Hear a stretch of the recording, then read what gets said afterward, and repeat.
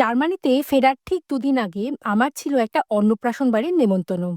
তো বিয়ে বাড়ি পাই না পাই এই অন্নপ্রাশন বাড়ি আমার যত কষ্ট সব ভুলিয়ে দিয়েছিল। নিবিড়ের ছেলের অন্নপ্রাশন ছিল, আর সেখানেই গিয়েছিলাম অন্যান্য বন্ধু বান্ধবদের সাথে। আর গিয়ে দেখি একদম এলাহি আয়োজন। গোল্ডেন ফ্রাইড প্রন, তার সাথে চিজ বল, আর তার সাথে ক্রিসপি চিলি বেবিকর্ন, চিকেন রেশমি কাবাব, এইগুলো ছিল স্টার্টার। এইসব খেয়ে উঠতে না উঠতেই চলে গেলাম মেন কোর্সে। মেন কোর্সে যা আয়োজন ছিল, বিশ্বাস করুন বিয়ে বাড়িতেও এত কিছু হয় না। তবে মেন কোর্সে যাওয়ার আগে আমি একটুখানি এখান থেকে মকটেল নিয়েছিলাম। মকটেলটা বেশ ভালো বানিয়েছিল।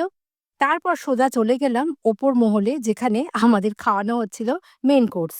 কড়াইশুঁটির কচুরি, স্টাফড আলুর দম, ফিশ ফ্রাই এই ছিল প্রথম দিকে। তারপরে গিয়ে দেখলাম মাছের অনেক রকম আইটেম করেছে। সর্ষে পাবদা, দই কাতলা, তারপরে সোজা চলে গেলাম কোথায় জানেন? মাটন। মাটনের কাউন্টারটা অলওয়েজ ভরা ছিল। আর মাটন কষাটা ভীষণ সুন্দর খেতে হয়েছিল।